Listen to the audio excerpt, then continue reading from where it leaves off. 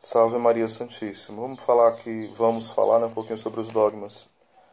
É só mesmo aquilo que está definido, assim, escrito mesmo, as definições. Maria, verdadeira Mãe de Deus, a união pessoal e hipostática das duas naturezas, na pessoa única do Verbo, não se realizou depois do nascimento de Cristo, mas no instante mesmo da concepção, no seio virginal de Maria. Por isso ela é real e verdadeiramente Dei-genitriz, ou seja, verdadeira Mãe de Deus. Escutemos o Concílio de Éfeso, no ano 431, definindo esta doutrina. Se alguém não confessa que Deus é, segundo a verdade, o Emanuel, e que por isso a Santa Virgem é Mãe de Deus, pois gerou carnalmente o Verbo de Deus, feito carne, seja anátema. Explicando essa doutrina de modo mais detalhado, o próprio Concílio de Éfeso declara: com efeito, não nasceu antes da Santa Virgem um homem qualquer, sobre a qual depois desceria o Verbo, mas se diz que este, unido desde o útero materno, assumiu o nascimento carnal, apropriando-se o nascimento de sua própria carne.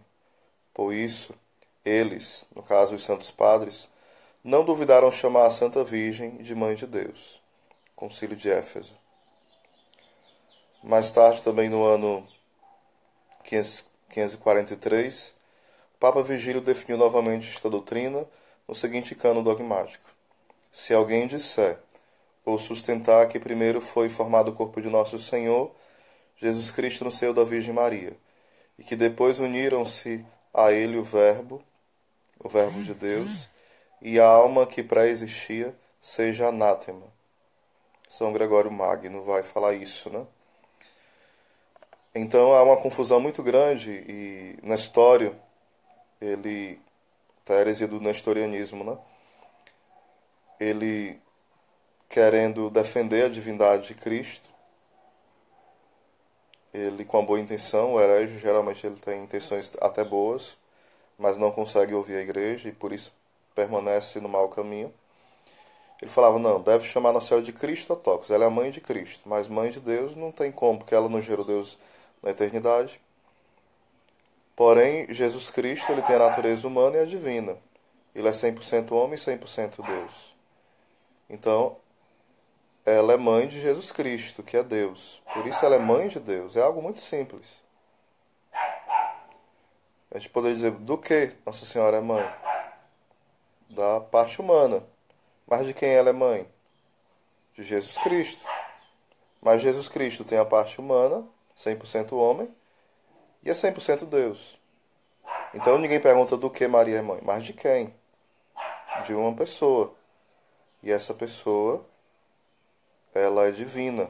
Ela é 100% homem e 100% Deus. É algo muito simples. Mas muitos hoje querem trazer à tona novamente essa heresia, né? Novamente. Querendo complicar, bagunçar. A própria Santa Isabel vai, perdão, dar sinais disso na palavra de Deus. Aqui devo a honra que venha me visitar a mãe do meu Senhor. No hebraico, a expressão é a mãe do meu Adonai, e Adonai no sentido forte, que é usado só para Deus. É a expressão de Isabel, né? No grego fala Kyrios, né? Mas a expressão hebraica é Adonai. Continuando aqui um pouquinho, vamos lá, acerca dos outros dogmas. A gente vai depois descer mais sobre a maternidade divina, o que os santos padres falam, tá bom?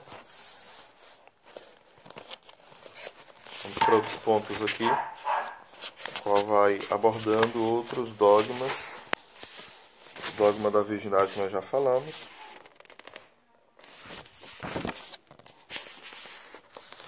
Da Imaculada Conceição também, nós já falamos, né? Lemos até o decreto da bula. Virgem perpétua. Virgindade perpétua de Nossa Senhora.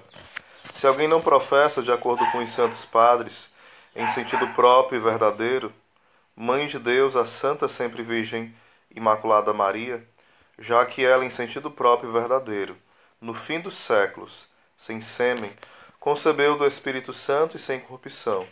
Gerou aquele que foi gerado por Deus Pai antes de todos os séculos. Deus Verbo, permanecendo inviolada também depois do parto, a sua virgindade seja permanecendo inviolada também depois do parto, a sua virgindade seja anátema, ou então a expressão seja condenado, né? Ou seja, alguém que nega isso está em heresia. Sobre ainda a maternidade espiritual vai falar também Pio XI. Pelo fato mesmo de ter dado a luz ao Redentor do gênero humano, é também mãe benigna de todos nós, a quem Cristo nosso Senhor quis ter por irmãos. Romanos 8, 29. Pelo fato mesmo de ter dado a luz ao Redentor do gênero humano, é também mãe benigníssima de todos nós, a quem Cristo nosso Senhor quis ter por irmãos. Sempre foi o entendimento dos santos padres que lá em João 19, 25 seguintes, o discipulado ali, de fato, estava discipulado historicamente, mas ele representava toda a igreja. Vai também falar São Luís Grignon de Montfort que Nossa Senhora que gerou a cabeça, ela também gerou o corpo. Ele vai falar que na ordem natural seria uma monstruosidade que alguém nascesse somente o corpo e sem a cabeça, né? Ou então vice-versa. Imagina, seria na ordem natural algo monstruoso. Uma mãe que gerasse a cabeça e não gerasse o corpo, ou gerasse o corpo e não gerasse a cabeça. Ele vai falar que também na ordem espiritual isso seria algo monstruoso. Ou seja, Nossa Senhora é mãe de Cristo e também é mãe da igreja, do corpo místico de Cristo.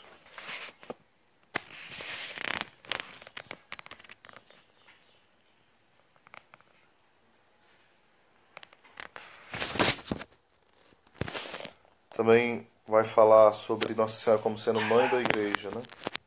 Assim, pois, para a glória da Virgem e consolo nosso, nós proclamamos Maria Santíssima Mãe da Igreja, isto é, Mãe de todo o povo de Deus, tanto dos fiéis como dos pastores, que a chamam Mãe Amorosa, e queremos que de agora em diante seja honrada e invocada por todo o povo cristão com este gratíssimo título. Paulo VI no discurso para o Concílio Vaticano II no dia 21 de novembro de 1964.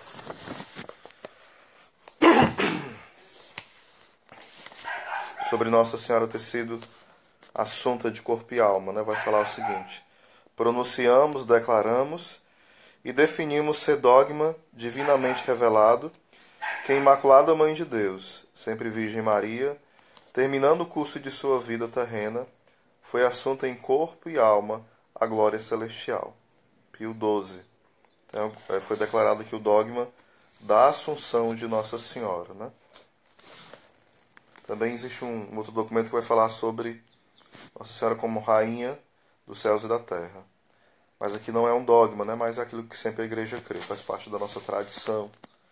A bem-aventurada Virgem é Rainha não só por ser a Mãe de Deus, mas também porque, como nova Eva, foi associada ao novo Adão. Pio XII afirma isso, né? A Virgem Imaculada, preservada e imune de toda a mancha da culpa original, terminando o curso da vida terrena, foi elevada ao céu em corpo e alma e exaltada por Deus como rainha, para assim se conformar mais plenamente com seu Filho, Senhor dos Senhores, e vencedor do pecado e da morte. Vaticano, capítulo da Lumen Gentium. Todo o capítulo 8 vai falar sobre a Virgem Maria, né? Também tem uma parte que fala sobre Nossa Senhora como corredentora, como que não é dogma ainda, né? E medianeira universal, uma mediação subordinada de Cristo, né? E também dispensador universal de todas as graças, que também não é dogma, mas é aquilo que a tradição, os cristãos sempre acreditaram. Vai falar assim: mediador universal, subordinado a Cristo. O nosso mediador é só um. Quando a palavra do apóstolo, não há senão um só Deus e um só mediador entre Deus e os homens, o homem Jesus Cristo, que se entregou a si para a redenção de todos. Segundo 1 Timóteo 2,5 até o 6.